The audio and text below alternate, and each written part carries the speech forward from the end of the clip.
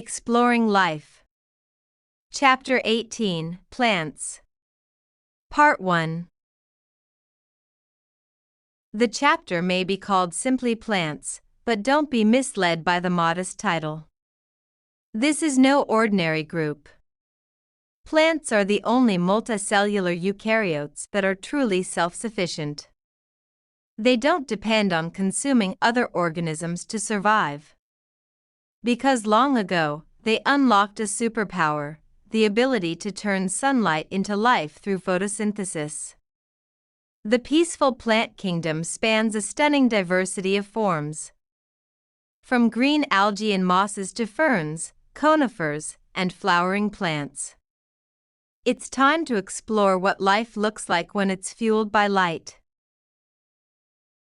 Plants, fungi, and animals all trace their origins to a common ancestor, a single-celled eukaryote that lived more than 1.5 billion years ago. Plant cells are eukaryotic, meaning they have complex internal structures enclosed within membranes. Just like animal and fungal cells, they contain a nucleus, mitochondria, an endoplasmic reticulum, and a Golgi apparatus. But plant cells also have something most other eukaryotes don't. Chloroplasts. This signature organelle of the plant kingdom is where photosynthesis takes place. They also have cell walls, which provide structural support and help maintain the cell's shape. The evolutionary journey of plants began in the water, as algae. Then, during the Cambrian explosion, around the time Earth's ozone layer formed and began shielding life from harmful ultraviolet radiation, something remarkable happened. Some algae made a bold leap. They ventured onto land. That leap opened the door to a new environment rich with untapped potential. Sunlight was more abundant and no longer filtered through water. Carbon dioxide filled the atmosphere, fueling photosynthesis. And there were no herbivores yet, no grazers, no threats. Moving on to land wasn't just an opportunity, it came with serious challenges. Unlike water, land exposed early plants to the constant risk of drying out in open air. A need for structural support without water's buoyancy. And no easy way for sperm to reach eggs. To survive and thrive, plants gradually evolved a series of crucial adaptations, including roots, a waxy cuticle, reinforced cell walls, pollen, and seeds. As we learn about plants, we'll follow that journey. From water to land. There are many types of algae, but here we'll focus on the green algae. A diverse group of primarily aquatic organisms that remain adapted to life in water and share the most similarities with land plants. Unlike land plants, green algae lack true roots, leaves, and a vascular system. Since they don't need to transport water over long distances. They also lack protection against drying out, which limits their ability to survive on land. Some, like Volvox, top right, are unicellular organisms that form colonies of cooperating cells. Others, like Spirogyra and Rhizoclonium, on the left, form chains of cells in a filamentous structure.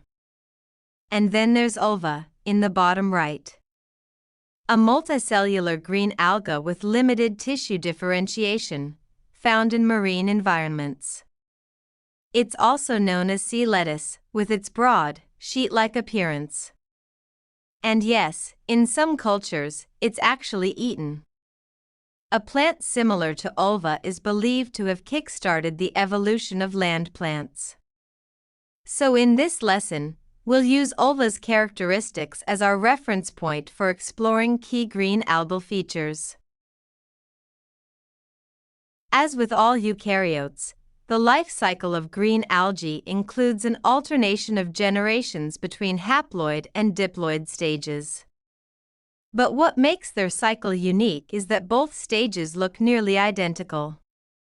Unless you analyze the genome, you can't tell whether you're looking at a haploid gametophyte, which produces gametes, or a diploid sporophyte, which produces haploid spores through meiosis. This image illustrates the alternation of generations in green algae. The diploid stage is shown at the top. The haploid stage is on the bottom. But despite their genetic differences, the sporophyte and gametophyte look the same, which is why the entire image appears against a unified green background.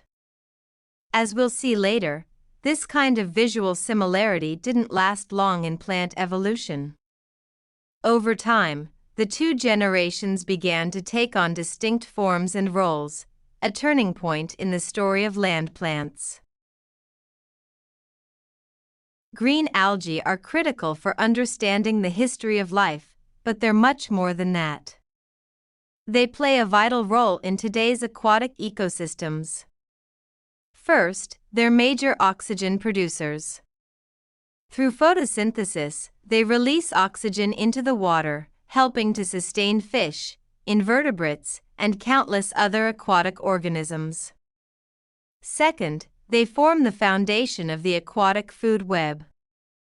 Many species, from tiny zooplankton to larger filter feeders, depend on green algae as a primary food source. Without green algae, entire freshwater and marine ecosystems would collapse. They don't just live in these environments. They power them. Green algae aren't just important in nature, they're also making waves in science and technology. They're being explored as a source of biofuels, a potential renewable energy solution that could reduce our dependence on fossil fuels. In the field of bioremediation, green algae help clean up polluted environments by absorbing excess nutrients or toxins from water. And in medicine, researchers are discovering promising compounds in algae that could lead to new pharmaceuticals, including antivirals and anti-inflammatory drugs. In short, green algae are small, but they're making a big impact across multiple scientific frontiers. The transition from water to land took place around 500 to 450 million years ago. The first pioneers to face and overcome these challenges were the bryophytes, a group of seedless, non-vascular plants that includes liverworts, mosses, and hornworts. To survive on land, bryophytes evolved a waxy cuticle, a protective layer that helps minimize water loss, an essential feature for life in dry air. They anchor themselves using rhizoids, thin, root-like structures. But these aren't true roots, they don't transport water the way vascular roots do. And while many have structures that resemble leaves, they aren't true leaves either, because they lack vascular veins, the internal transport channels that define true plant leaves. This image shows one of the most common bryophyte encounters, a moss growing on a wet rock. There are thousands of moss species, many of them look nearly identical without a microscope, so we'll use a generic label for this example. The familiar green carpet is made up of haploid gametophytes, the dominant life stage in mosses. This stage is photosynthetic and absorbs water and nutrients directly from the environment. Emerging from the gametophyte are slender, brownish stalks known as sporophytes. These diploid structures appear only during certain seasons and are topped with sporangium capsules. A magnified view shows the sporangium, the structure where haploid spores are produced and released, continuing the moss life cycle. Bryophytes, like mosses and liverworts, are small for a reason. They lack vascular tissues, which transport water and nutrients throughout the plant. Without these features, bryophytes can't grow tall or move water efficiently. So they stay close to the ground on moist surfaces. They also need damp environments to reproduce. Bryophytes produce flagellated sperm that must swim through water to reach the egg, meaning fertilization can only happen under wet conditions. And unlike more advanced plants, their gametes aren't well protected from drying out, which further limits when and where reproduction is possible. Mosses had made it to land, but they were still tethered to moisture for both survival and reproduction. This image illustrates the life cycle of a moss, highlighting its two distinct stages. The diploid stage is shown at the top, and the haploid stage is shown at the bottom. The green, leafy structure is the gametophyte, the dominant and photosynthetic stage in a moss's life. That's why this part of the image appears against a unified green background. The gametophyte performs most of the plant's vital functions, such as absorbing water and capturing sunlight. The sporophyte grows from the top of the gametophyte. It's typically a slender stalk with a capsule at the tip, where spores are produced and released. Importantly, the sporophyte is entirely dependent on the gametophyte for nutrients and structural support. This kind of gametophyte-sporophyte relationship was rejected in later plant evolution, as vascular plants shifted to a life cycle where the sporophyte becomes dominant and independent. Bryophytes, especially mosses, play a powerful role in shaping ecosystems.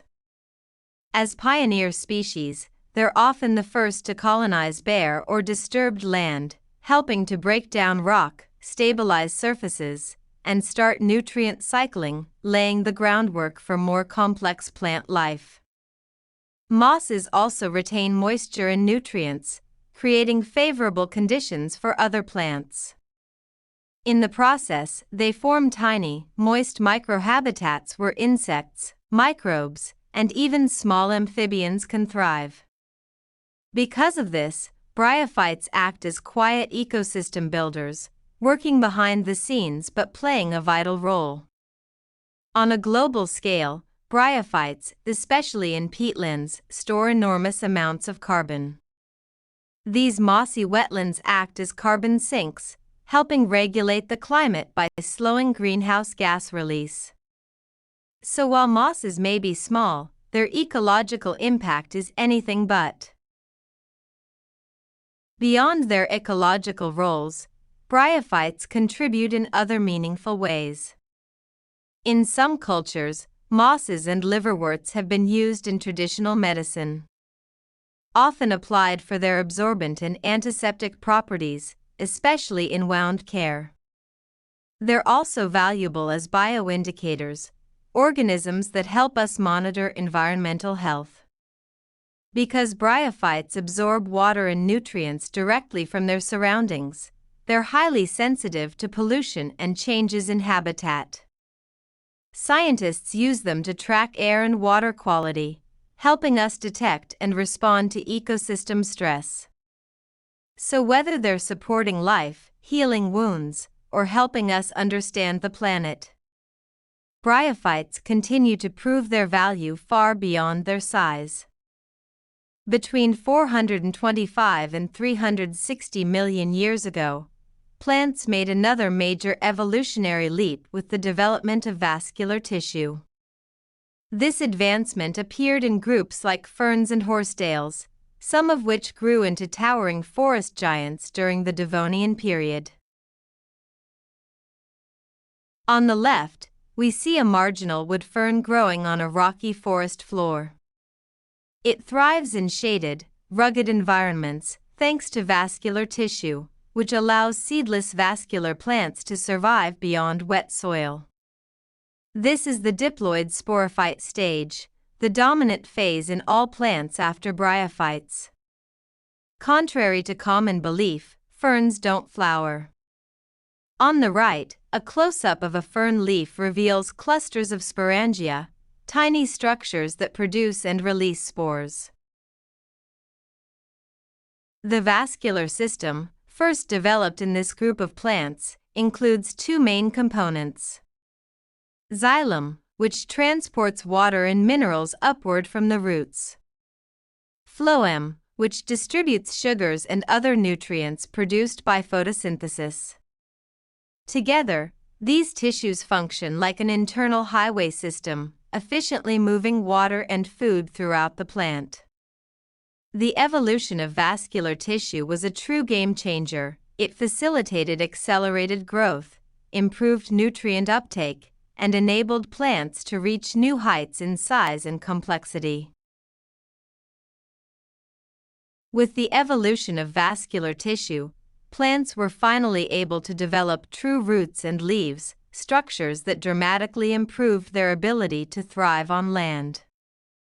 True roots give plants stable anchoring and better access to water and minerals, critical for supporting larger growth. True leaves are flat blades, usually attached to the stem by a petiole. Their broad surface area is ideal for capturing sunlight for photosynthesis. Leaves also contain stomata, tiny pores that regulate gas exchange and water loss. This ability to finely balance photosynthesis with water conservation allows plants to survive in a wide variety of environments. Together, true roots and leaves allowed plants to become larger, sturdier, and more independent from water-rich habitats. But growing tall required one more innovation: structural support. That support came from lignin, a tough, complex molecule that reinforces the cell walls of vascular plants. By enabling vertical growth, lignin helped plants rise above their surroundings and outcompete others for sunlight. This evolutionary leap didn't just raise plant height, it transformed ecosystems, setting the stage for forests and more complex terrestrial life. The waxy cuticle on the leaf surface helps protect against water loss. But it's inefficient for gas exchange. To solve this, plants restricted gas exchange to the leaf interior and evolved stomata, tiny, regulated pores that control the process. This image shows a single stoma.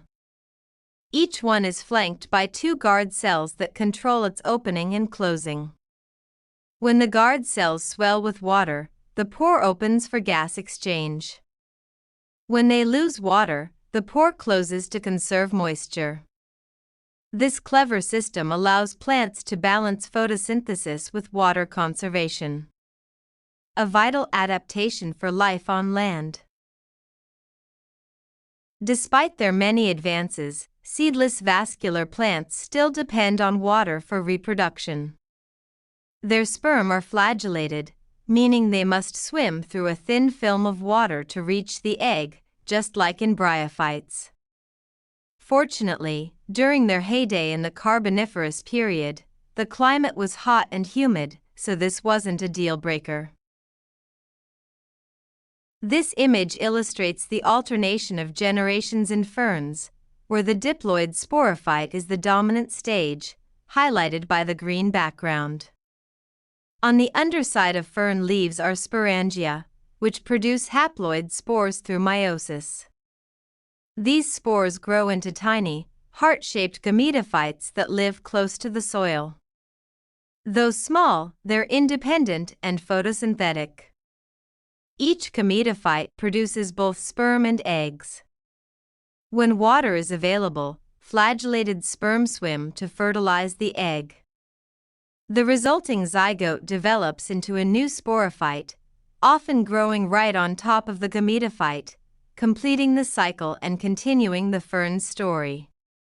This life cycle marks a key evolutionary transition. The sporophyte is now dominant, larger, and more resistant to drying out. But reproduction still depends on moisture. The Carboniferous was dominated by swampy forests filled with giant seedless vascular plants, ferns, club mosses, and horsetails, some likely reaching up to 100 feet tall. Intense photosynthetic activity raised atmospheric oxygen to 30–35%, supporting enormous insects and amphibians. In the wet, low oxygen conditions, thick layers of dead plant material built up, eventually forming the coal we still burn today. These ancient plants quite literally powered the modern world, though unfortunately, burning coal isn't exactly eco-friendly. We'll talk more about that later.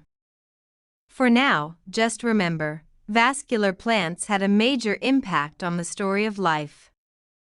And they're still shaping our world today. Now that we've explored the world of mosses and ferns, it's time for a major evolutionary upgrade: plants with seeds. In this next section, we'll meet gymnosperms and angiosperms, also known as flowering plants, the most successful group of plants on Earth. Now it's time to pause and reflect. Take a moment to check your understanding of the key concepts we've covered, from the evolutionary origins of plants to the unique adaptations of angiosperms. If anything feels unclear, that's okay. This is your opportunity to review, revisit, and reinforce before moving forward. Remember, self-evaluation is a powerful tool in mastering biology.